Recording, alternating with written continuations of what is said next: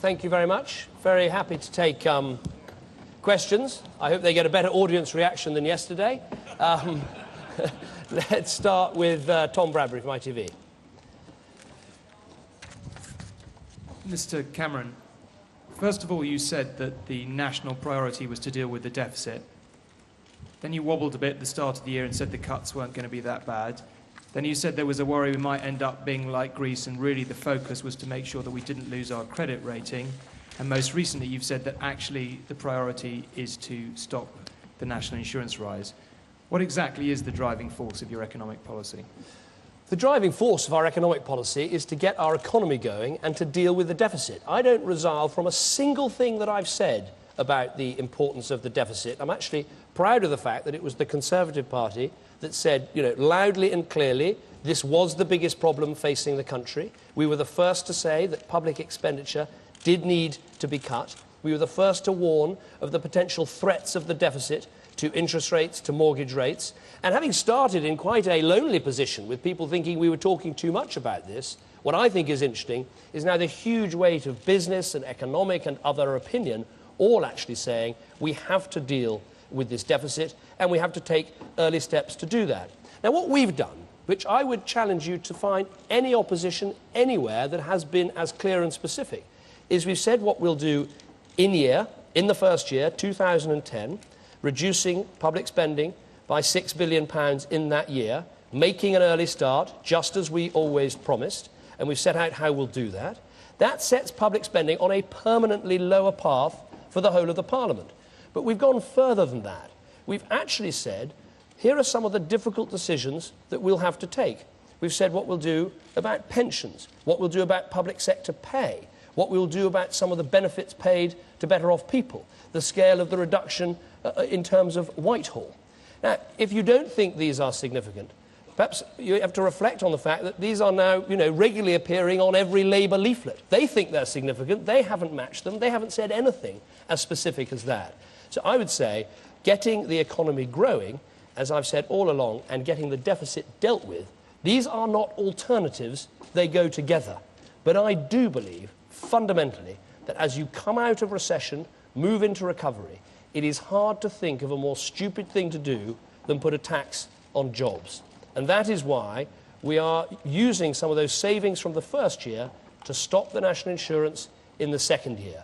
It's a jobs killer, it's an economy killer, it's a recovery killer.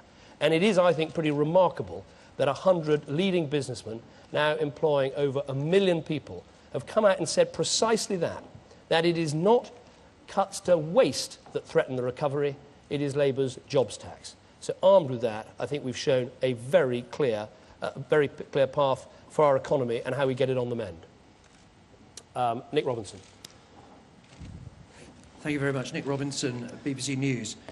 You've talked a lot about invitations. Can I invite you to spell out for the British people that if there is a smaller government and it is spending less, they will get less? Or are you inviting them to believe that you can spend less, tax less, and somehow magically get more? The challenge, Nick, and I think it really is worth thinking through, the challenge is how we get more for less. And I don't think this is an impossible challenge.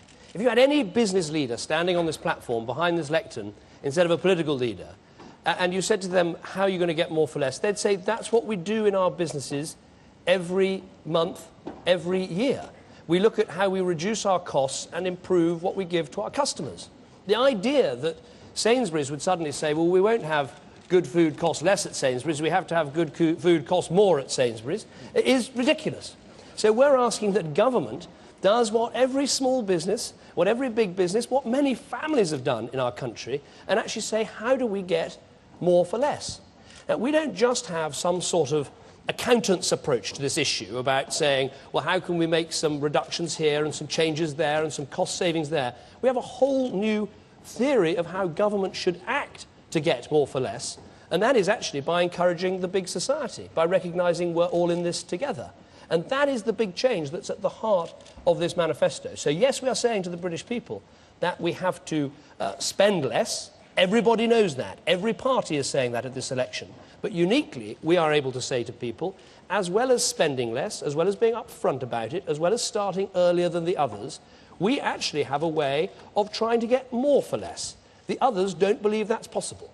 All Gordon Brown ever says is, I've invested this much, or I've invested that much, or I've spent this much. He doesn't understand the language of getting more for less because it's totally alien to his whole political philosophy. It's part of our political philosophy, right at the heart of it, and it's right here in this manifesto. Let's have Jean Eaglesham from the FT at the back. Thank you very much. You talk in a manifesto about putting green issues at the heart of a Conservative government, but I can't see any reference to increasing green taxation. Is that still your intention, and if so, by how much? And secondly, you also talk about going more quickly than Labour on tackling the deficit. Do you still intend to go further than them, as well as faster? What it says on green taxes is we do want to raise the share of overall taxation taken by green taxes. I haven't got the page reference, but maybe George can think of it while I'm answering the rest of your question. Always like to challenge people. In terms of the deficit, yes, we've said that we will start earlier. We will go faster and further than Labour. We've talked about reducing the bulk of the structural deficit in the Parliament. We think that needs to be done, and what Labour have set out so far is not sufficient. George, the challenge is yours. I'll come back to him. He'll come back to you. Adam. Your manifesto talks about restoring civil liberties. You didn't say too much about that this morning. Isn't legal aid, in fact, part of fundamental civil rights, especially when decided on by an independent branch of government, the courts? So why, therefore, is it outrageous that people should receive legal aid when they're facing long prison sentences, if convicted? And secondly, what about the rights of foxes? Why are you wasting time with having Parliament debate this issue all over again? Right, let's deal with those two issues. Trying to find a link between them, I can't yet, but on legal aid, I just think it is outrageous for members of Parliament who wouldn't even appear in the dock of the court to then turn around and say, as well as having had all this taxpayer support in the past, they want more taxpayer support in the future to pay for their defence. Of course, you have to have a legal aid system. I think it's right that it's going to be means-tested. We have our own review underway. But the idea of these MPs not standing in the dock but then claiming that the taxpayer must fund their support, I think is completely wrong. On the issue of hunting, we've set out very clearly here the position, as it's always been, a free vote in government time on a government bill, something that can be dispatched relatively quickly compared with a huge amount of time that was spent on it before. But a free vote, and a vote according to people's consciences. That is very important. Oh, right, sorry. Sorry, no. I was... Yeah, thank you very much.